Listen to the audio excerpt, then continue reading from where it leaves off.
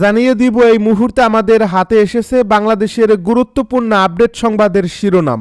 শুরুতেই থাকছে একটি গুরুত্বপূর্ণ প্রতিবেদন। তারেক রহমানের ফেরার দিন উপলক্ষে মার্কিন দূতাবাসের নির্দেশনা। এবারে জানিয়ে দিব গণ অধিকার পরিষদকে যে 2 আসনে আশ্বাস দিল বিএনপি। আরও জানাবো জরুরি সংবাদ সম্মেলন ডেকেছে ইনকিলাব মঞ্চ। এবারে থাকছে দিল্লিতে বাংলাদেশ হাইকমিশনের সামনে ফের বিক্ষোভ উগ্রপন্থীদের। সব শেষে জানিয়ে দিব ঘোষণা দিয়ে নাশকতা, আগেই কেন ব্যবস্থা নেওয়া যাচ্ছে না। এতক্ষণ শুনছিলেন হাতে থাকা আপডেট সংবাদের শিরোনাম, এবারে বিস্তারিত। তবে তার আগে অনুরোধ রইল ভিডিওটিতে একটি লাইক এবং কমেন্ট করে জানিয়ে দিন ভিডিও সম্পর্কে আপনার মূল্যবান মতামত। আরও জানিয়ে দিন ভিডিওটি কোথা থেকে দেখছেন বা কোন জেলা থেকে দেখছেন। তারেক রহমানের ফেরার দিন উপলক্ষে মার্কিন দূতাবাসের নির্দেশনা।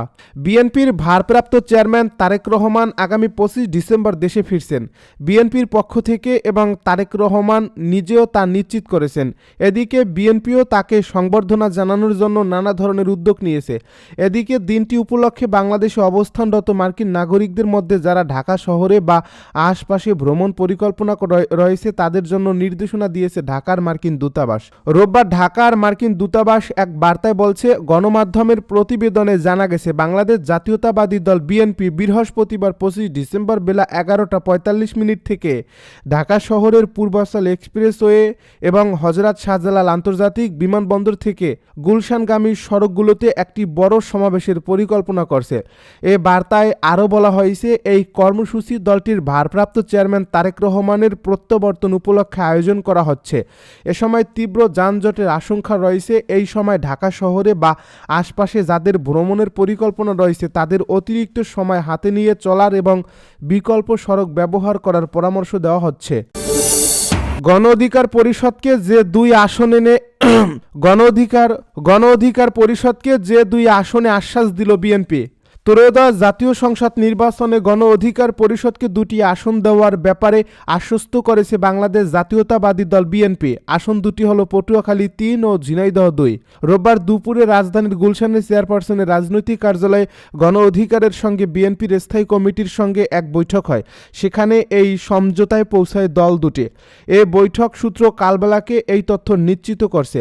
এ বৈঠকে বিএনপির পক্ষে স্থায়ী কমিটির সদস্য আমির খসরু মাহমুদ চৌধুরী ও ইকবাল হোসেন মাহমুদ টুকু উপস্থিত ছিলেন।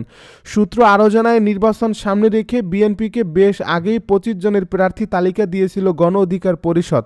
বৈঠকে গণ অধিকারের পক্ষ থেকে এই তালিকার মধ্যে থেকে 10টি আসন চাওয়া হয়। বিএনপির পক্ষ থেকে পটুয়াখালী 3 আসনে নুরুল হক নূর এবং ঝিনাইদহ 2 আসনে রাশিদ খানকে আশ্বস্ত করা হয়েছে বলে জানা গেছে। তবে গণ অধিকারের পক্ষ থেকে ফারুক হাসানের জন্য ঠাকুরগাঁও 2 এবং হাসান আল মামুনের জন্য নেত্রকোনা 2 সহ আরও 4টি আসনের উপর জোর দেওয়া হয়েছে। তখন বিএনপির পক্ষ থেকে জানানো হয় ভারপ্রাপ্ত চেয়ারম্যানের সঙ্গে আলোচনা করে এ ব্যাপারে চূড়ান্ত সিদ্ধান্ত নেওয়া হবে।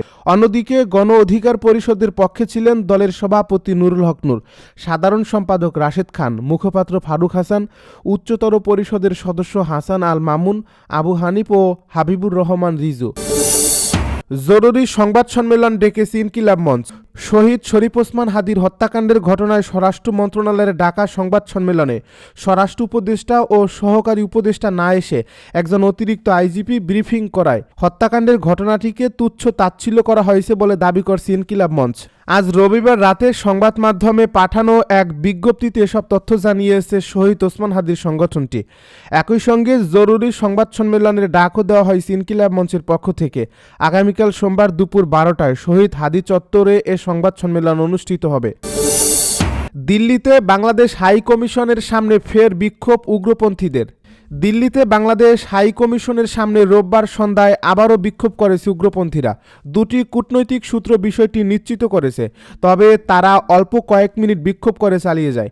এর আগে শনিবার রাত 9টার দিকেও একবার বাংলাদেশ হাই কমিশনের সামনে বিক্ষোভ করে উগ্রপন্থীরা। শনিবার বিক্ষোভ নিয়ে রোববার দুপুর নাগাদ বাংলাদেশ কয়েকটি সংবাদ মাধ্যম এ খবর দিলেও ভারত কিংবা বাংলাদেশ কর্তৃপক্ষের তরফে কোনো পক্ষ থেকেই প্রথমে বিষয়টি নিশ্চিত করা হয়নি। বিকালের দিকে প্রথমে ভারতের পররাষ্ট্র মন্ত্রণালয়ের মুখপাত্র ফেসবুকে এ নিয়ে একটি বিবৃতি দেন, আর তার কিছু পরেই অন্তর্বর্তী সরকারের পররাষ্ট্র উপদেষ্টা একটি ব্রিফ করেন। তারপরই জানা যায় শনিবার রাতে দিল্লির চাণক্যপুরীতে যেখানে বাংলাদেশ হাইকমিশনের অফিস, সেখানে একদল হিন্দু চরমপন্থী নিরাপত্তা বেষ্টনী পেরিয়ে ঢুকে পড়েছিল। এ সময় ভারতের নিযুক্ত বাংলাদেশের হাইকমিশনার রিয়াজ হামিদুল্লাহকে হুমকি দেওয়ার ঘটনা ঘটেছে বলে অভিযোগ করেছেন বাংলাদেশের পররাষ্ট্র উপদেষ্টা তৌহিদ হোসেন। তবে ভারতের পররাষ্ট্র মন্ত্রণালয়ের মুখপাত্র রণধীর জয়সওয়ালকে উদ্ধৃত করে ফেসবুকে দেওয়া বিবৃতিতে দাবি করা হয়েছে, একদল যুবক বাংলাদেশ হাইকমিশনের সামনে বাংলাদেশের ময়মনসিংহের দীপুচন্দ্র দাসের ঘটনার প্রতিবাদ করে স্লোগান দিয়েছে, কিন্তু বেষ্টনী ভেদ করা বা নিরাপত্তা পরিস্থিতি তৈরির কোনো চেষ্টা ছিল না। যদিও ভারতের এ বক্তব্য নাকচ করে দিয়েছেন তৌহিদ হোসেন। সপ্তাহখানেক আগে ধরে ভারতের সাথে বাংলাদেশের সম্পর্কে টানাপোড়েন বাড়ছে এবং দুই দেশেই এ নিয়ে তিক্ত ঘটনা বেড়ে চলছে। গত 12ই ডিসেম্বর ইনকিলাব মঞ্চের মুখপাত্র শরীফ ওসমান হাদি গুলিবিদ্ধ হন এবং তার সন্দেহভাজন হামলাকারী ভারতে পালিয়েছেন, এমন খবর সামাজিক যোগাযোগ মাধ্যমে চাউর হওয়ার পর ঢাকায় মূলত ভারত বিরোধী প্রচারণার নতুন গতি পেয়েছে।